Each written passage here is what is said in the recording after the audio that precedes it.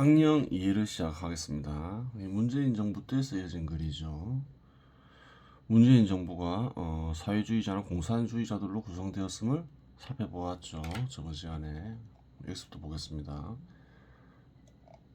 문재인 대통령이 한 말이죠. 공수처법과 검찰개혁 조정법안의 통과에 이르기까지 조국 전 장관이 민정수석으로서 그리고 또 법무부 장관으로서 했던 기여는 굉장히 크다고 생각합니다. 조국 전 법무부 장관은 공개적인 자리에서 자기가 사회주의자라고 했죠.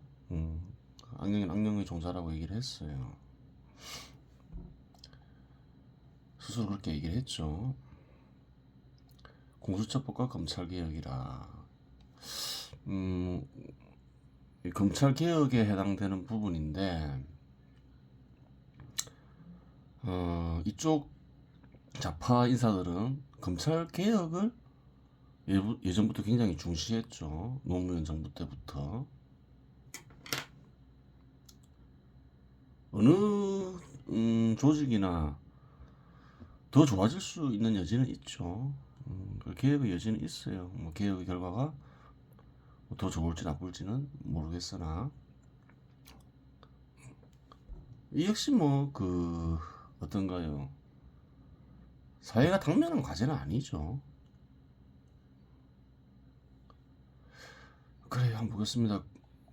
또 일반인들이 잘 알기 어렵고 그분의 유무죄는 수사나 재판 과정을 통해서 이제 밝혀질 일이지만 조국 유무죄를 가리키죠. 그 결과와 무관하게 이미 조국 전 장관이 지금까지 겪었던 어떤 고초 그것만으로도 저는 뭐 아주 크게 마음의 빚을 졌다고 생각합니다.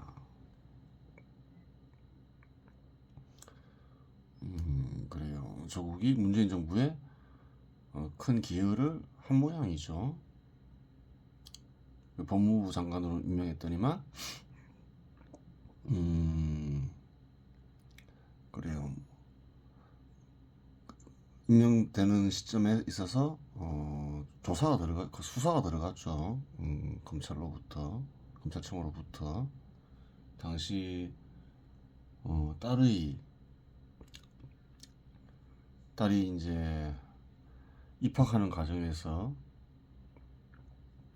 표창장을 위조했다, 뭐 이런 부분이 이제 크게 부각이 됐죠. 그때 그 당시만 하더라도 한국인들은 지금도 마찬가지겠지만 공정에 예민한 부분이 있으니까 특히 이 시점에는 공정에 굉장히 예민했죠. 크게 문제됐던 적이 있었죠. 얼마 되지 않았죠. 조국 사태라고 불리죠. 그래서 많은 국민들이 그래요. 거리로 뛰쳐나왔죠. 태극기 집회가 있었던 거예요. 한번 보겠습니다. 저는 국민들께도 좀 호소하고 싶습니다. 조국 장관이 법무부 장관 임명으로 인해서 국민 간에 많은 갈등과 분열이 생겨났고 태극기 집회가 열리자 또 그에 반발하는 집회 역시 있었죠. 그 갈등이 지금까지도 이어지고 있는 점에 대해서는 참으로 송구스럽게 생각합니다. 그러나 이제는 검경수사권 조정법안까지 다 통과가 되었으니 이제는 조국 장관은 좀 놓아주고 앞으로 유무죄는 그냥 재판 결과에 맡기는, 그분을 지지하는 분이든 그분을 반대하는 분이든 이제 그 문제로 둘러싼 갈등은 이제 끝냈으면 좋겠다는 말씀을 국민께 드리고 싶습니다. 사회주의자임에도 불구하고 즉 빨갱이임에도 불구하고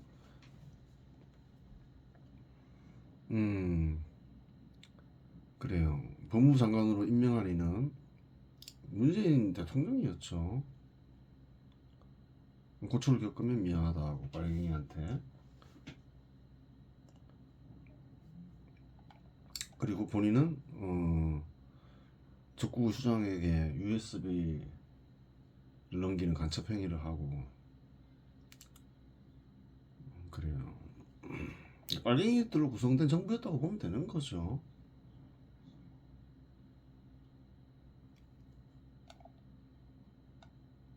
그럼 보겠습니다. 실상 한국에서는 오래전부터 악령의 씨앗은 심겨지기 시작했고 시대에 따라 증가하기도 하였고 감소하기도 하였다. 현대 악령 씨앗이라고 해야 되겠죠.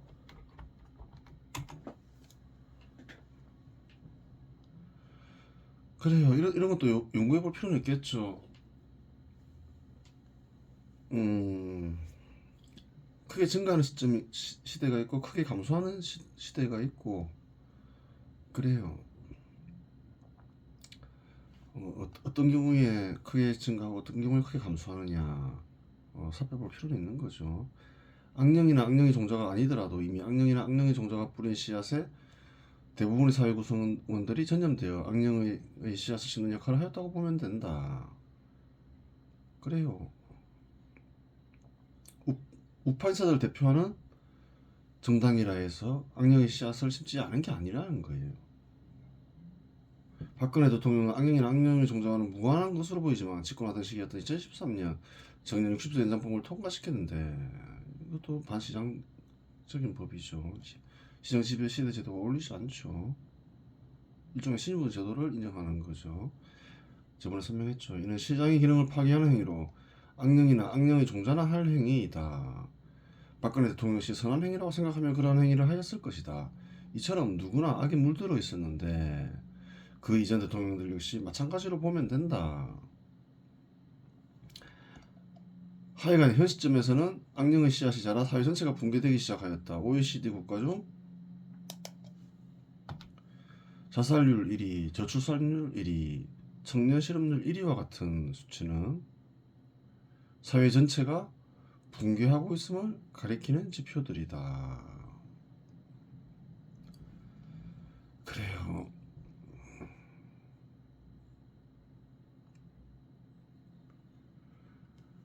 청년 실업률이나 저출산율, 자살률 지금 이 시점에 1위였는데 OECD에서 군사 정부 때는 안 그랬죠. 사람들이 느끼는 감정이 실제하고 아는 거하고 많이 다르다는 거예요. 많이 민주화가 되었음에도 불구하고 더 많은 사람들이 불행하다 느끼잖아요. 이상한 현상도 일어나고 저출산율 1위 하고 좀 깊이 생각을 해봐야 되는 거예요.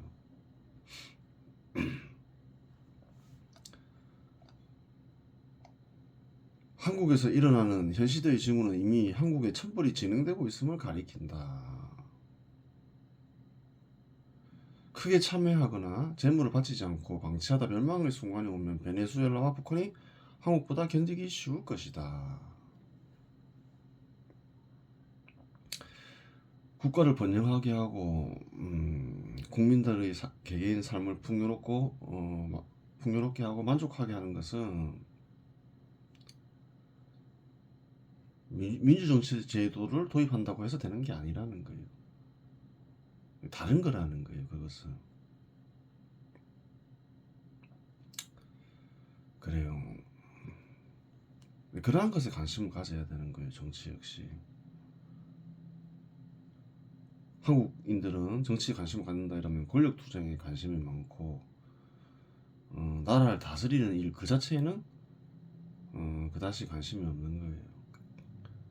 자기들은 정치적 수준이 높다고 하지만 굉장히 낮은 거죠.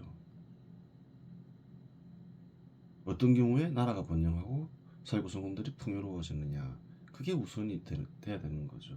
어떤 경우에 사람들이 만족하느냐 정치도 그것이 핵심이 돼야 되는 거예요.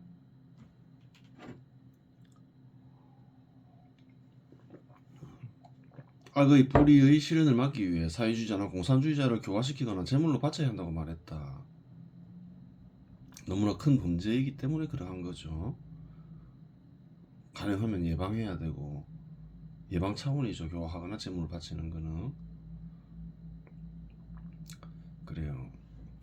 물론 이는 공동체의 붕괴를 막기 위한 최소한의 처방이다. 실상 악의 뿌리는 조건이 되는 모든 인간들에게 영향을 미치고 공산주의나 사회주의가 아니더라도 어떠한 형태로든 사회에 큰 부작용을 일으킬 수 있다. 고대에도 있고 뭐 현대에도 있고 미래에도 있겠죠. 조선에도 있었고 조선은 무엇을 어겼나요? 시장과 자본을 지키며 발전시켜야 한다. 정부 자체가 대놓고 어겼죠. 음.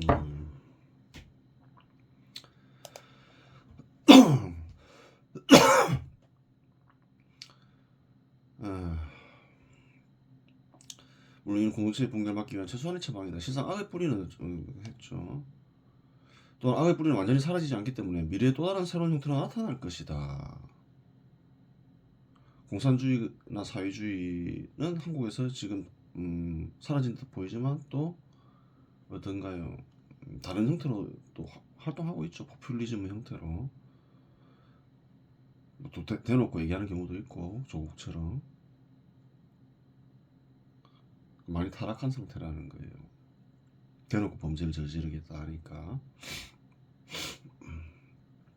또한 악의 뿌리는 완전히 사라지지 않기 때문에 미래에 또 다른 새로운 형태로 나타날 것이다. 그러게 항상 절대자를 공경하고 절대자의 뜻을 알고자 노력하여 절대자가 이루고자 하는 질서를 이루기 위해 실천해야 한다. 그래요. 지금 시장 지배 시대 제도를 유지 발전시키는 게 핵심이다. 그러니까 이런 조항을 넣었겠죠. 일본으로. 그리하지 않으면 악의 뿌리를 알아보지 못할 것이다.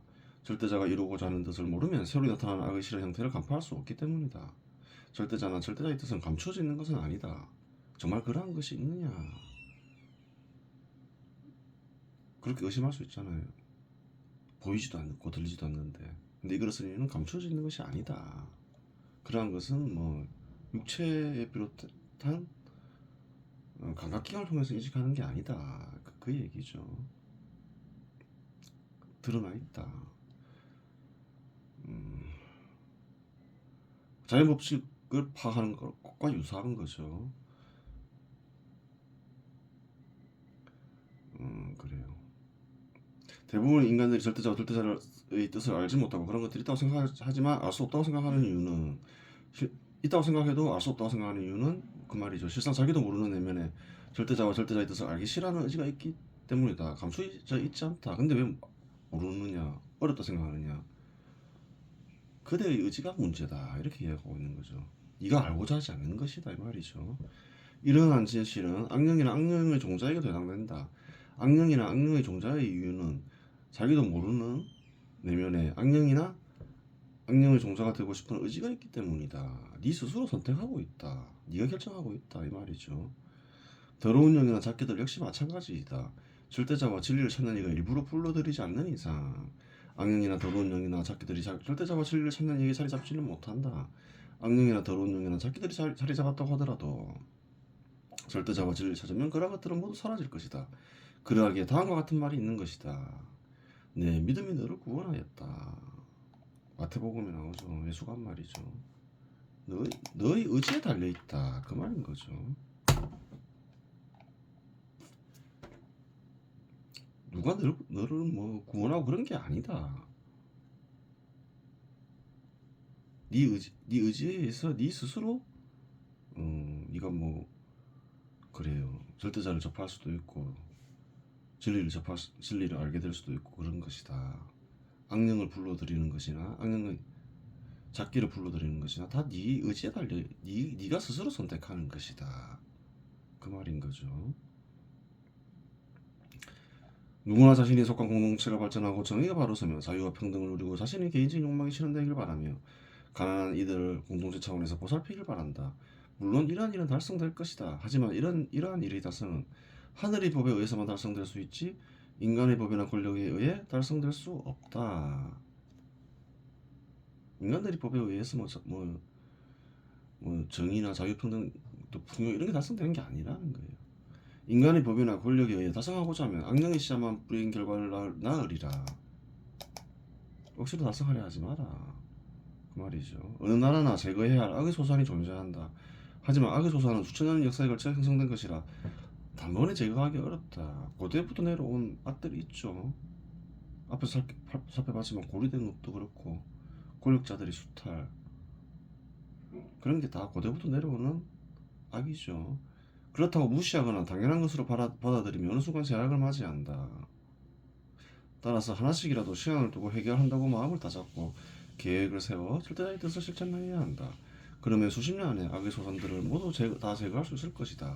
너희들이 한국인들이 그렇죠. 수십 년간 한 30년간 시장과 자본을 발전시켜야 된다고 생각하니까 세빈국에서 상당한 무명으로 바뀌는 거죠. 마찬가지라는 거예요. 수십 년만 마음을 다잡고 해도 악의 소산들을 모두 다 제거할 수 있다는 거예요. 하려고 하면 할 수 있다는 거예요. 그렇게 어려운 게 아니라는 거예요. 내 믿음이 너를 구원하였다고 살펴보았듯이 개인적으로나 집단적으로 하려고 하지 않아서 그렇지. 이렇게 생각하면 쉬워 보이지만 모든 인간은 일은 인간이 하는 것이고 인간은 유혹에 빠지기 쉽기 때문에 마음을 다잡고 하더라도 한 가지 악을 제거하기도 어려울 것이며 유혹에 넘어가 결국 죄를 지을 것이다. 의지가 약하다. 유혹에 넘어가기 쉽고 그래도 조금씩이라도 해야 된다. 이런 뜻이 간직되어 있죠. 조국이나 조국에게 청탁한 이들처럼 처음부터 뇌물받는 일은 사생활 정도로 생각하는 이들은 물론 이러한 일을 할 수 없다. 앞에 살펴봤죠. 유죄수권을 통해서. 그리고 악령의 종자가 아닌 한 지나치게 많은 것을 해내기를 바랄 필요는 없으며 약간의 죄가 있다고 하여 지나치게 엄하게 대할 필요는 없다. 동일한 상황에서 누구나 실수로 죄를 지을 수 있기 때문이다. 아주 운동하지 않고 운동하지 않으면 너무 그럴 필요 없다. 서로 사랑하면서 용서하면서 해라. 과거에 허물이 없는 이들이 어디 있겠느냐. 그런 거죠. 그리고 좋은 사회를 이루기 위해서 노력하면서 같은 동지들은 잘 보살피면서 해라. 사랑하면서 용서하면서. 그래요. 그런 뜻이 간직되어 있어요. 따라서 지나치게 엄한 것보다는 가급적이면 용서하여 사랑을 실천하면서 악의 소산을 해결하는 것이 좋다. 하지만 바른 마음을 지니기 위해 노력해야 하며 할 수 있는 한 최선을 다하며 실천해야 한다는 마음을 지녀야 할 것이다. 그러한 마음을 지녀도 한 가지 악도 제거하기 어려우며 이런저런 죄를 지을 것이 뻔하기 때문이다. 그러면 이제 복지제도에 대하여 생각해 보도록 하자. 독수리 새끼들은 먹이가 부족하면 서로 싸운다. 앞에 사절을 살펴봤는데 비참했죠. 그리고 가족을 약탈하고 죽이고 동족을 살인하고 독수리나 해서 다르지 않다는 거예요. 독수리 새끼들은 먹이가 부족하면 서로 싸운다. 힘없는 독수리 새끼는 크게 다치거나 동지에서 떨어져 죽는다. 죽인다는 거예요. 많이 먹기 위해서 새끼들 간에 싸우면서. 어미 독수리는 그러한 새끼들의 싸움을 묵묵히 쳐다볼 뿐 개입하지 않는다. 이처럼 짐승들의 세계에서는 적자생존의 원리가 철저히 지켜진다. 생각을 잘 해봐야 되는 거예요. 독수리나 사자나 짐승들 중에서는 생태계의 최상위에 있죠. 하지만 비참하다는 거예요. 인간의 삶과는 비교할 수 없을 정도로 비참하죠. 어떤 이들은 자연을 동경하며 자연을 굉장히 조화롭고 살기 좋은 것처럼 얘기하죠. 인간도 문명을 떠나면 굉장히 살기 좋을 거라고 생각하는 거예요. 인간들이 과연 짐승과 같은 상태일 때 살기 좋았겠냐는 거예요. 그렇지 않다는 거예요. 독수리나 사자와 크게 다르지 않았을 거라는 거예요. 비참했겠죠. 그나마 이 정도 사는 것은 문명이 있기 때문에 그렇다는 거예요. 문명이 발전하면 더 좋아진다는 거예요. 오늘날 한국을 헬 조선이라 하지만 조선시대와 비교하면 어떨까요? 훨씬 살기 좋겠죠. 그런 거예요. 하지만 문명을 이룬 인간은 이러한 짐승들 세계에서는 찾아보기 힘든 자산이 가능하다. 자산이 가능한 이유는 문명의 발전이 풍요를 이루게 하며 자산을 베풀 수 있는 생산물이 존재하게 하고 윤리의식을 강화시키기 때문이다. 만일 문명을 이루지 못하였다면 인간 역시 짐승과 다를 바 없는 삶을 살 수밖에 없다. 문명은 자본의 발전이 바탕이 된다. 역사는 자본의 발전의 역사다. 이렇게 얘기를 했죠. 자본이 성장하면 정부가 거둬들이는 세금 역시 증가한다. 국내 총생산 1990년에 부터 보면 국내 총생산이 크게 증가했죠. 2017년까지 197조에서 2017년 1700조로 증가했죠. 세율 역시 증가했죠. 근데 세율이 그대로 따면 어떨까요? 13.58%였다면. 그래도 증가했겠죠. 발전하는 과정에서는 세율을 높일 필요가 없다는 말이에요. 안 그래도 증가한다는 거예요. 보겠습니다.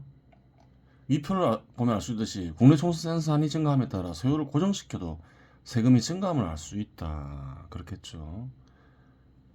2990년에서 2017년까지 세금이 8.75배 증가했음을 알 수 있다. 크게 증가했죠. 물론 이제 물가까지 고려하면 그렇게까지 안 되겠지만 보았듯이 자본이 발전하게 되면 소득이 증가하게 되고 자연히 세금 역시 증가한다는 거예요. 세율이 증가에 의지할 필요 없다는 거예요. 즉 자본이 발전하여 전체 소득이 증가하면 세금 역시 증가하게 된다. 따라서 정부 생산성이 감소하지 않으면 여유자금이 생긴다. 그래요. 만일 정부의 생산성을 증가시키면 여유자금은 더욱 커진다. 따라서 정부 차원에서 자산할 수 있는 여지가 발생하게 된다. 한국에서 이런 얘기가 있죠. 국민연금이 어느 시점 되면 이제 고갈될 것이다. 여기서도 해결 방안이 나오잖아요.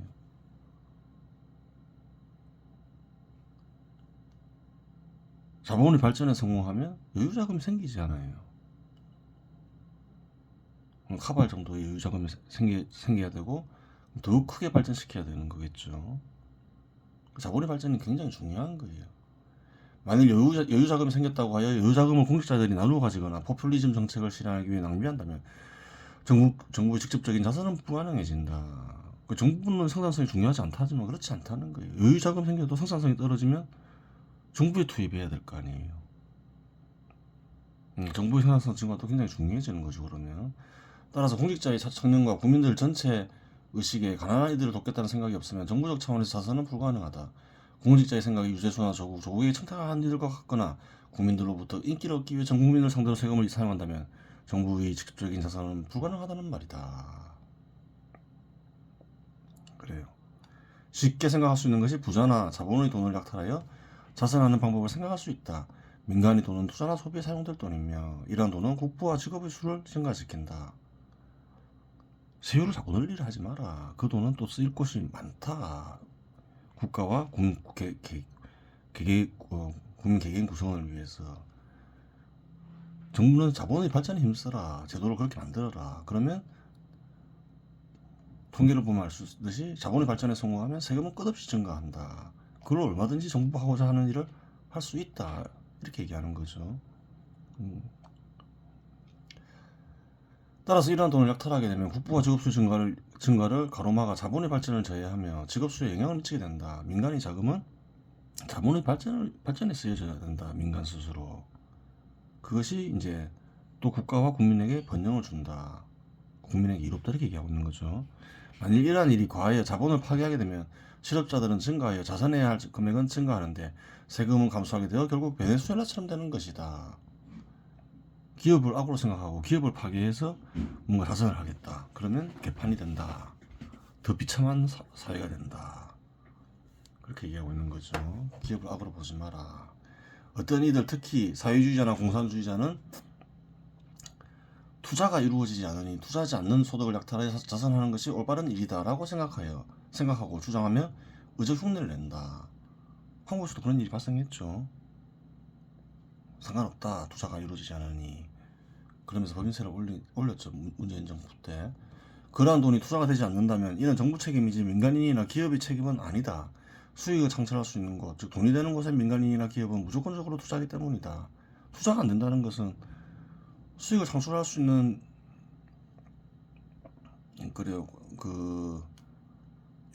수익을 낼 수 있는 산업을 발견하지 못한다는 거죠. 만일 투자되지 않는 자금이 지나치게 증가한다면 이유는 한 가지뿐이다. 돈이 안 되기 때문이다. 즉 충분한 수익을 발생시킬 수 없기 때문이다. 이러한 현상을 보고 기업 소유자들이나 부자들을 부정적으로 볼 수도 있겠지만 이러한 현상은 자연적인 현상이며 바람직한 현상이다. 정부는 투자가 안 되면 심각하게 생각해야 되는 거예요. 아, 한국에는 더 이상 수익이 내기 어렵겠구나. 기업 투자 어려워지겠구나. 어떤 정책이 나와야 될까요? 기업의 소득을 약탈하자 이런 거는 아주 원시적인 방법인 거죠. 수익이 나는 폰토를 만들어야 될 거 아니에요. 그래야지 기업에 투자가 되고 또 직업이 생기겠죠. 문제를 정반대로 생각하고 있다는 거예요. 한국 좌파들이나 또 많은 이들이 그런 생각에 전념되어 있죠. 돈이 되지 않는 곳에 자본이 투입될 경우 자본이 파기되기 때문에 자본을 보호하고자 하는 현상이 필연적으로 일어나기 때문이다. 이러한 현상이 발생하면 정부는 투자 조건을 개선시키는 정책을 수립하여 집행하는 것이 순리이며 그 반대는 그릇된 길이다. 따라서 투자되지 않는 자금이 지나치게 증가하는 현상을 보고 투자하지 않는 이들을 악으로 보는 견해는 그릇된 것이다. 그래요.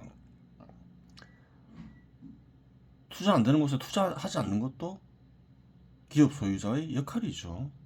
자본을 보호해야 될 거 아니에요. 그 보호하는 일을 악으로 보고 이상한 짓을 저지르지 마라. 자본이 파괴되면 그 사회의 삶의 터전이 사회 구성원들의 삶의 터전이 파괴된다. 그렇게 얘기하고 있는 거죠.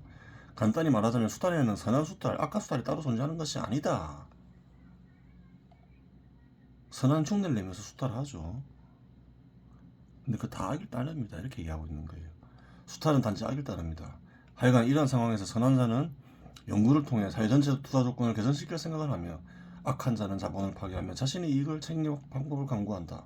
특히 악령이나 악령의 종자는 의적 흉내내는 것을 좋아하는데 불행히도 한국에서도 기업이 자금을 법적으로 약탈하는 일이 벌어졌다. 문재인 정부는 2018년부터 법인세 최고세율을 22%에서 25%로 올렸다. 특별한 이유도 없이 올렸던 것이지요. 그냥 민간 기업이나 기업을 악으로 본 것이지요. 그래요. 법인세의 대부분은 기업으로부터 거두어들이는데 기업이 자금은 투자에 사용해야 할 돈이다. 사용되지 않는 자금이 있다면 투자처를 찾지 못하고 있을 따름일 뿐이라는 말이다. 투자할 자금을 빼앗는 행위는 스스로 공동체의 삶의 터전을 파괴하는 행위이다. 각주했죠. 기업 소유자와 근로자는 기업에 참여해 소득을 얻는다. 기업은 기업 소유자와 근로자의 삶의 터전이다. 당연하죠. 기업과 기업 소유자 근로자의 소득의 일부는 세금이 되어 정부를 유지시키고 기타 다른 단체들을 유지시킨다. 따라서 기업은 사회 전체 구성원들이 삶의 터전이 된다. 그런 거예요. 기업이 중요하죠. 그래서 민간 기업을 악으로 보고 파괴하면 국가의 번영을 고사하고 삶의 구성원들이 살기 어려워지잖아요. 삶의 터전을 악으로 인식해서 그런 거죠. 베네수엘라를 보면 알 수 있죠. 그러한 관점에서 볼 때 문재인 정부는 기업을 부정적으로 보고 있음을 알 수 있다. 살펴보았듯이 정부의 자산에도 참된 자산과 삿된 자산이 있다. 마찬가지로 참된 자산은 어렵고 삿된 자산은 쉽다. 참된 자산을 실천하기 위해서는 권력을 공적으로 사용해야 하고 생산성 증가를 위해 연구를 많이 해야 하며 욕망을 내려놓고 청렴해야 한다. 반면에 삿된 자산은 연구할 필요도 없고 욕망을 내려놓을 필요도 없다. 돈 퍼주겠다 하면 되니까. 그래요. 그런 풍조는 여전히 이어지고 있죠. 그래 더불어민주당을 통해서 돈 부리겠다 이런 거 문재인 정부 때부터 있었던 거죠. 반면에 삿된 자산을 그렇지. 또 삿된 자산을 통해 의적 흉내를 낼 수도 있다. 빨리 좀 더불어민주당은 이제 이런 짓을 그만해야 되겠죠. 의적 흉내 내고 그렇기에 악에 물든 이들은 거짓된 정의를 포장하며 쉽게 삿된 자산을 선택하는 것이다. 자본이 발전하면 사회 구성원들은 여유자금과 여유시간이 생겨 여러가지 생각을 할 여건이 된다. 따라서 여유시간의 교육이 잘 이루어지면 윤리의식 역시 높아져 자발적으로 자산하는 이들 역시 증가하게 된다. 그래요. 윤리도 중요한 거예요. 시장 지배 시대 제도에 합당한 윤리가 전파돼야 되겠죠. 연구도 되고. 교육을 하지 않더라도 자본이 발전하면 윤리의식이 높아지는 현상을 관찰할 수 있다. 먹고 살기 힘들 때는 타인의 사정을 신경 쓰기 어려운 것이 일반적이다. 물론 먹고 살만해진다고 하여 타인의 사정을 신경 쓰는 일이 일반적이라고 보기는 어렵지만 그래도 타인의 사정을 신경 쓰는 일들이 많아지는 것도 사실이다. 그렇겠죠. 여유가 있으면 가난하게 사는 이들 보면 좀 그래요. 여유가 있으니까 불쌍하게도 생각하고 그런 일이 늘어나겠죠. 자기 삶이 급급하면 그런 생각 자체를 하기 어렵잖아요. 따라서 자본이 발전하면 가난해진 이들에 대한 구제 역시 충분히 가능해진다. 윤리는 문명이 발전할수록 중요한 문제이다. 문명이 발전할수록 타락하기 쉬워지며 여자적 가정에서 수탁이 관찰이 되죠.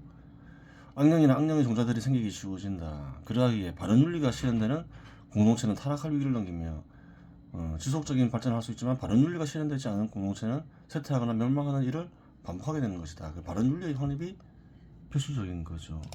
하늘나라법은 바른 윤리가 되기도 하죠. 시장에 바탕한 자본이 발전하는 과정에서 신분제도는 사라지고 자유평등, 정의공정과 같은 가치가 중시되고 강화된다. 고대 동경국가에서는 자유평등, 정의공정 이런 게 중요하지 않았죠. 신분제도가 유지되면서 그래요. 시장지배 시대 제도가 도입되면서 이런 게 자유평등, 정의공정 이런 게 중시되는 거죠. 신분제도가 부정되고 그러면서 그래요. 그걸 알아야 되는 거예요. 동시에 살펴보았듯이 시장에 바탕한 자본이 발전하는 과정에서 여유자금이 생긴다. 여유자금이 생기는 일은 좋은 일이지만 바로 이 여유자금이 화근이 되어 공동체가 멸망할 수도 있는 것이다.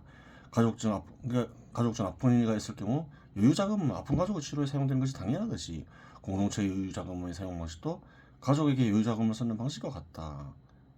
또한 여유자금은 힘든 시기를 위해 비축되는 것 역시 당연하다. 힘든 시기를 대비하기 위해 비축된 여유자금은 힘든 시기에 힘든 일을 위해 사용되니 이 자금 역시 자선의 변형된 형태이다. 그래요. 여유자금은 그냥 비축만 해둘 수도 있는 거죠. 이 코로나가 일어나기 전에 쓰여진 글이죠. 버플리는 그런 거 하지 마라. 그냥 어떻게 해야 될지 모르면 비축하고 있어라. 언제든지 쓸 기회가 있다. 코로나가 터지잖아요. 혹자는 여유자금을 씀으로써 공동체 구성원들이 타락할 수 있으니 여유자금을 남겨놓지 말고 자산은 민간에 맡기자고 주장할 수도 있다. 세율을 줄이면 이것이 가능하고 더 좋은 방책일 수도 있다. 그럴 수도 있겠죠. 하지만 민주정치제도가 어느 정도 실현된 사회에서 이를 실현하기 어려우며 그러한 주장을 계속하면 악령과 악령 종족들에 의해 사회가 지배당하게 되어 결국 그 사회는 멸망을 맛보게 될 것이다. 더 좋은 방안일 수도 있는데 악령과 악령의 종자들이 있는 이상 쉽지가 않다. 그럴 바에는 바른 제도를 확립하는 게 낫다 이렇게 얘기하고 있죠. 인간은 누구나 사회 전체 여유자금이 자신을 위해 쓰기를 원하며 유혹에 빠져 실수를 저지를 수 있기 때문이다. 그러한 이유로 여유자금을 쓸 때 어떻게 써야 사회 유지 발전에 도움이 되고 가난한 이들을 도울 수 있을까 연구하는 것이 올바른 태도이지만 사회 구성원들을 위해 했으면 사회 구성원들이 타락하니 사회 구성원들을 상대로 자선을 해서는 안 된다고 주장하는 이런 합리성을 갖추긴 하였으나 현실성이 결여되고 사회 구성원들 간 불화를 일으키는 그릇된 태도이다. 실상 어떻게 해당하는 부분, 즉 방법이 중요하며 이 방법을 찾는 일은 어려운 일이다. 복지를 실현하는 방법이 쉽지가 않죠. 그러하기에 전문가가 필요한 것이기도 하다. 어렵지만 방법을 찾고 방법을 실행하여 지켜나가다 보면 세월의 흐름에 따라 사회 구성원들의 지적 수준과 윤리의식이 높아지고 그에 따라 악령과 악령의 종자는 자연적으로 소멸할 것이며 멸망을 맛보지 않을 것이다. 그래요. 살펴보았듯이 자본을 발전시키며 절대자의 뜻을 헤아리며 살면 너희가 원하는 자유평등, 풍요, 자산 등을 누릴 수 있도록 절대자의 은혜가 이미 예정되어 있다. 은혜는 이미 예정되어 있다는 거예요. 반면에 악령이나 악령의 종자가 되어 자유평등, 풍요, 자산 등을 누리고자 하면 누리던 것도 모두 잃게 된다. 중간이 없다. 둘 중 하나를 선택해야 한다. 그 중간 같은 건 없다는 거예요. 절대자의 뜻을 따르는 길을 갈 것인가 아니면 악령과 악령의 종자의 길을 갈 것인가. 둘 중 하나밖에 없다는 거예요. 많은 이들이 절대자의 뜻에 깊이 생각하여 그와 관련된 서적 묻점 없다. 하지만 악의 뿌리와 악령과 악령의 종자에 대해서 다른 것은 흔하지 않다. 하지만 악의 뿌리와 악령의 종자를 모르면 절대자의 뜻을 따른다고 생각했는데 실상은 악령과 악령의 종자의 길을 가는 경우가 발생한다. 이 글을 쓴 목적은 악의 뿌리와 악령 그리고 악령의 종자를 정확히 알림으로써 절대자의 뜻을 바르게 실천하게 하고자 하며 나아가 절대자와 절대자의 뜻을 부정하더라도 악의 길을 가지 않게 하기 위함이다. 이로써 악령을 끝낸다. 불행에 빠지지 않기 위해서는 악령에 대해서도 악령과 악령의 종자에 대해서도 잘 알아야 된다. 그러지 않으면 쉽게 빠진다. 그 말이죠. 이번 시간 여기서 마치겠습니다.